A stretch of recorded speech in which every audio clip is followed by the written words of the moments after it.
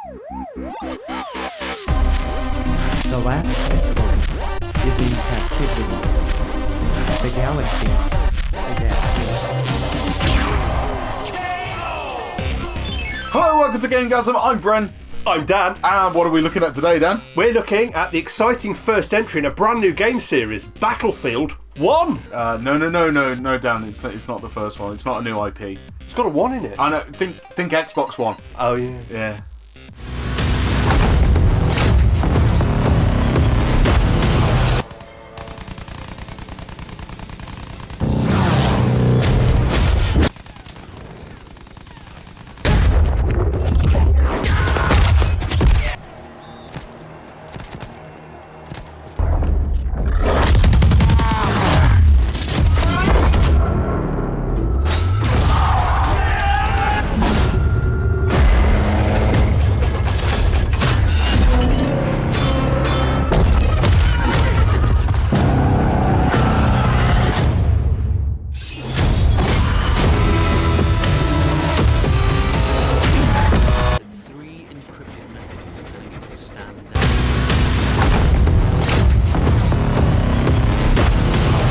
Battlefield 1? Was it worth the wait? Well, right out of the gate you're into story mode, or should I say a collection of short stories that you can do in any order.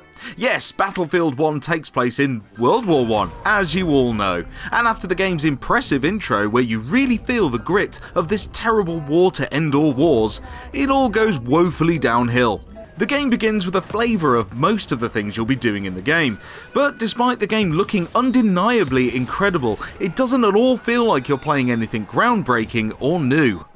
This is a by-the-numbers shooter that doesn't do anything innovative to push the franchise forward, except it ups the challenge a little by adding bullet sponge enemies that are frustratingly difficult to kill.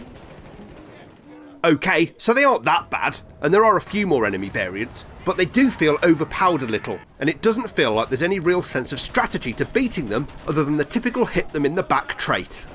The shooting is exactly as you'd expect it to be. It's functional, and the variety of weapons and their different reloading times offers some strategy, but I really feel like I'm clutching at straws to find something worth shouting about. The guns are authentic, punchy and fun to use. The sound effects are nice and crisp, and the overall presentation does have a high quality polish to it. But the accuracy of most weapons is awful, as you would expect, but there are times when you would swear blind that you had a headshot lined up perfectly, but nothing happens. And of course, then there's moments when you can shoot someone in the face 3 times before they die, because that's very realistic. Even on the N64 in GoldenEye, the enemies were clever enough to react when hit in a certain body part. They were the pioneer of that. Where's it gone? Not so in Battlefield 1.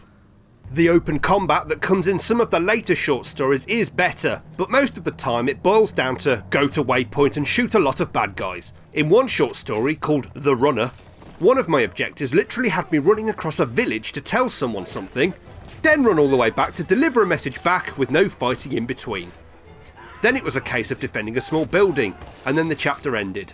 It's literally more interesting to go to Morrison's. And back.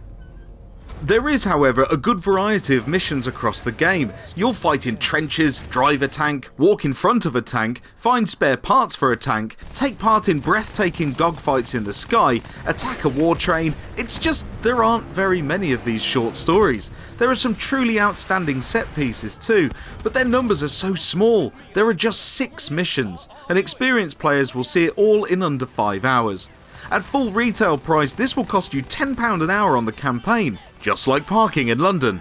There are also codex entries and field manuals to find, offering some replay value, but the game doesn't explain how to unlock the codex entries, and the field manuals don't seem to have any effect on gameplay or unlock anything at the end. They just seem like a pointless, thankless task, and it feels like I'm nitpicking a little here, but when older games from the same genre do this better, I feel annoyed because surely developers have learned this kind of stuff over the years, right? Right? There's a sort of stealth element too. Some sections feature enemies that aren't alerted to your presence, and you can sneak around and knife them, or spade them, or distract them by throwing an empty bullet casing. But in most cases you can just open fire and gun your way through. Although I found out quite quickly on the hardest setting that stealth is the wiser approach. It's implemented well enough, but don't expect any kind of in-depth stealth. The Lawrence of Arabia missions practically borrow from Metal Gear 5 in a way. Desert, check. Horse, check. Sniper rifle, check. Enemy tagging, check. Solid Snake, owned by Konami.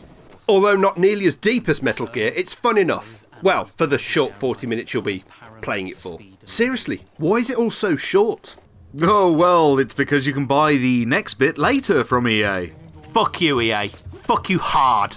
The individual stories are very short, but we managed to complete it in about 5 hours, and although they are well written and the objectives are delivered in a nice way, with the character telling it like a story through voiceover, you can't help but feel like the game just gets going and then it ends. It just feels like EA have given themselves an opportunity to make DLC extras to make more money down the line, which is okay because everyone needs to make money, but they could have offered gamers a well-structured, singular narrative which would help you to connect with the emotions of the World War I battlefield in a much deeper and more meaningful way. There are genuine moments of emotion, and it doesn't take a lot for you to start thinking how utterly awful this war was. I just wish there had been more depth with each of the stories. Obviously, the multiplayer will offer longevity, but this is basically Battlefield 4 in World War I. If you want more of the same but in a World War I setting, then here you go. Battlefield 1 will no doubt satisfy your itch for a decent multiplayer, but you'll have to add the premium pass on top of the game to get the most out of it. What comes on the disc is mediocre at best, and that's what we've come to expect from EA and titles of this kind. Annoyingly, you have to register an EA account to play online, which is why we didn't bother. I've already got a PSN account, I've got accounts for everything. What's the benefit of setting another one up? Not interested, although there were some fairly truthful EA account names that had already been taken when we tried. In short, this feels like I'm playing a game from 8 years ago with incredible graphics, and there really isn't much more to say. I would give it a 10 for presentation, but this barely scrapes a 6 for originality and content. Battlefield superfan? Go for it. Want something new with substance? Then look elsewhere.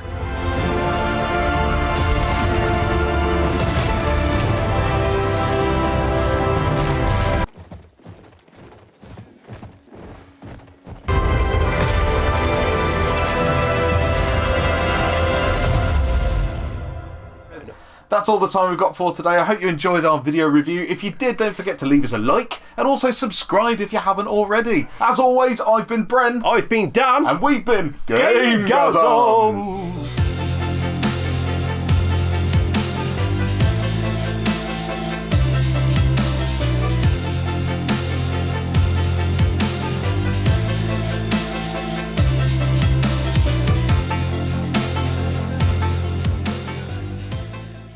So if this isn't the first one, how many have there been? Oh, there's like 14.